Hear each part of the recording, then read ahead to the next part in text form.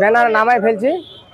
এটা যে পরিত্যক্ত একটা আওয়ামী লীগের কার্যালয় ছিল, এখানে আমরা ব্যানার একটা উঠাইছিলাম, আমরা ব্যানারটা নামায় ফেলছি। এটা কোনো দখলকার নয়, এটা আমরা নিঃস্বার্থে সবাই মিলে বসতে চাইছিলাম এলাকার কিছু উন্নয়ন কাজের জন্য নিঃস্বার্থে।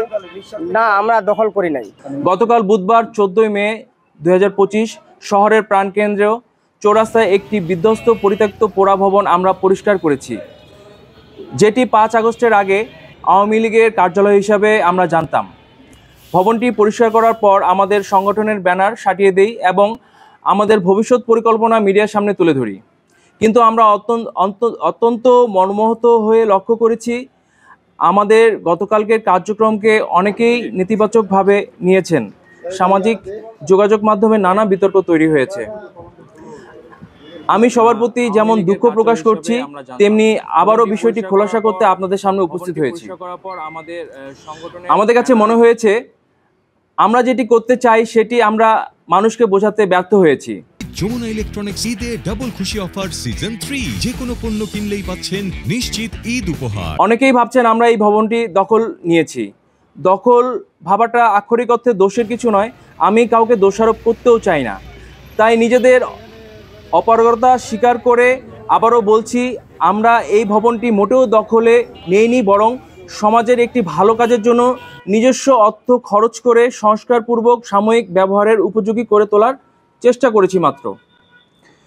আপনারা যারা বিভিন্ন রাজনৈতিক মতাদর্শে বিশ্বাসী, আপনাদের সাথে আমাদের কোনো বিরোধ নেই, আর এই কার্যক্রমে কোনো রাজনৈতিক উদ্দেশ্যও নেই।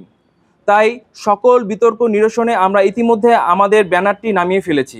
আমরা সিদ্ধান্ত নিয়েছিলাম যতদিন আমাদের আবেদনের প্রেক্ষিতে আমরা কোনো ঘর না পাচ্ছি, ততদিন এই পরিত্যক্ত ভবনটিতে আমরা একটি অস্থায়ী জিমনেশিয়াম করব, যেখানে আমরা যুবকরা সমাজ পরিবর্তনের জন্য টিম হয়ে কাজ করব।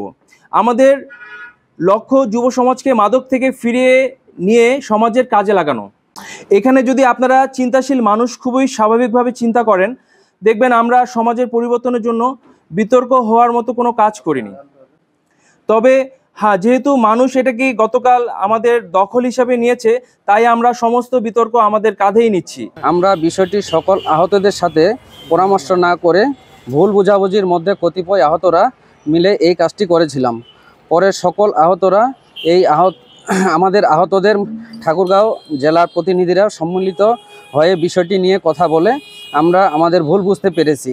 আমরা কোনো দখলদারিত্বের পক্ষে নাই, আমরা আমাদের ভুল বুঝতে পেরেছি। তাই আপনারা আমাদের সবাইকে ক্ষমা সুন্দর দৃষ্টিতে দেখবেন। আমরা কোনো দখলদারিত্বের মধ্যে নাই।